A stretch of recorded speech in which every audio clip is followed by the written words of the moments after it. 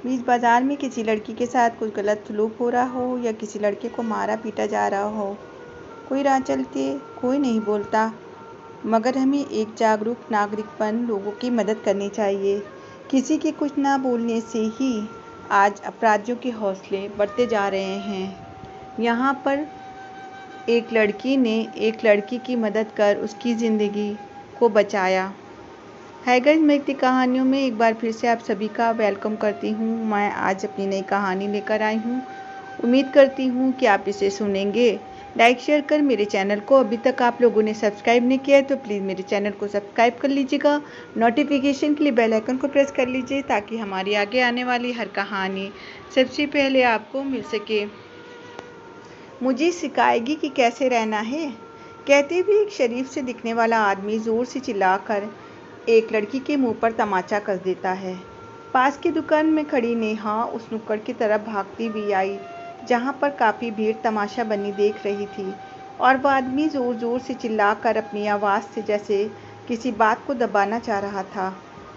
Hello hello भाई साहब, क्या मैं पूछ सकती हूँ कि आपने इसको क्यों मारा है? नेहा ने उस लड़की की तरफ इशारा करते हुए कहा। आपको इससे क्या मतलब? हमारा आपस का मामला है। नहीं भाई साहब, मैं पूछ सकती हूँ कि क्यों मारा आपने इसे? आपको क्या मतलब? हमारे आपस का मामला, आप जाइए यहाँ से। ले पकड़ 500 रुपये और जल्दी बन। बाजारू औरत उस लड़की की तरफ 500 का नोट बढ़ाते हुए वो अकड़ के साथ बोला था। नेहा ने उसके मुंह से ये वर्ड सुने तो उस लड़की की तरफ देखा। वो सर झुकाकर खड़ी थी, जो एक घबराहट के साथ इधर उधर देख रही थी, जैसे किसी आने का डर हो उसे। उम्र भी उसकी कोई खास नहीं, 17-18 साल से ज़्यादा नहीं थी। छरहरा पतला सा बदन था। हाँ, कपड़े कुछ चमकदार और बेढंगे से पहने थी। नेहा को समझते देर न लगी कि उसका जिस्म आज इस शरीफ से दिखने वाले आदमी के मुंह का निवाला बना था। क्या नाम है तुम्हारा? नेहा ने उस लड़की से पूछा, लेकिन जैसे ही वो उसकी बात सुनकर भी अनसुनी कर रही थी।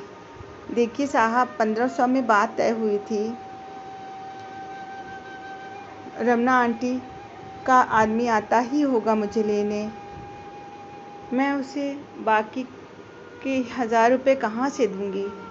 1000 रुपये की बात है, हमसे ले ले, आजा चल। नुक्कड़ पर खड़े एक दूसरे आदमी ने अपनी ललचाई नज़रों से उसकी तरफ देखा। छी, गिन नहीं आती तुम लोगों को? इसकी उम्र की बेटी घूम रही होगी तुम्हारे घर में। तुम इस बच्चे को ऐसे बोल कैसे सकते हो? नेहा के अंदर से आवाज़ आई। उसने इस समाज का एक घिनौना रूप देखा। मेम साहब, आप अच्छे घर की लगती हैं, आप जाइए। इस तरह की औरतों का साथ देना अच्छा नहीं लगता आपको, आप घर जाइए। इनका रोज़ का काम है अपनी मजबूरी का रोना रोकर अपने जिस्म को बेचना। वो आदमी शराफत का निकाब ओढ़कर बड़ी बड़ी बातें कर रहा था। क्या मैं आपका नाम जान सकती हूँ? नेहा ने उस आदमी से सवाल किया। रितेश नाम है मेरा। ये जो सड़क पर पार शॉपिंग मॉल दिख रहा है ना, मेरा है, उसने बड़े ही घमंड से कहा। ओह रितेश जी, क्या आप मुझे एक बात का जवाब देंगे? इस लड़की का जिस तरह आप बयान कर रहे हैं कि मजबूरी का रोना, ये सब आपकी कौन सी ऐसी मजबूरी है कि आपने, चलो इसकी कोई मजबूरी है, इसने बेचा अपना जिस्म, आपकी कौन सी मजबूरी है इसका जिस्म खरीदने की? हो सकता है ये हालात से मजबूर रही हो, तो आप कौन से हालातों से मजबूर हो जो यहाँ पर पैसों के बल पर इसका जिस्म नोच कर खा रहे थे? आपकी क्या मजबूरी थी? आप इसे इन्हीं पैसों से बिना जिस्म को हाथ लगाए शराफत की चादर उड़ा भी तो सकते थे। आप इसे बच्ची की नज़र से देखकर इसे इस दलदल से निकाल भी तो सकते थे। नेहा ने भरी भीड़ में खड़े हर आदमी को एक ऐसा आईना दिखाने की कोशिश की जहाँ पर कपड़े समेत हर अपने को नग्न महसूस कर रहा था। तू यहाँ क्या टाइम खोटी कर रही है? काम हो गया ना, चल। रमना मौसी ने बुलाया है, दूसरी बुकिंग आई है। एक पान चबाता हुआ आदमी सामने से आता हुआ बोला। उस लड़की की घबराहट की वजह नेहा को सामने से आती हुई दिखाई दे रही थी।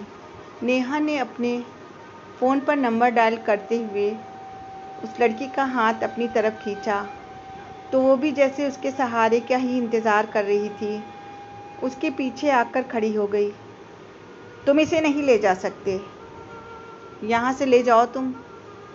देख, तू हट जा सामने से, तू अच्छे घर की लगती है और धंधे के वक्त मगजमारी नहीं करता मैं। वो मोटा सा गंदा सा आदमी पान चबाता कड़क आवाज़ में बोला।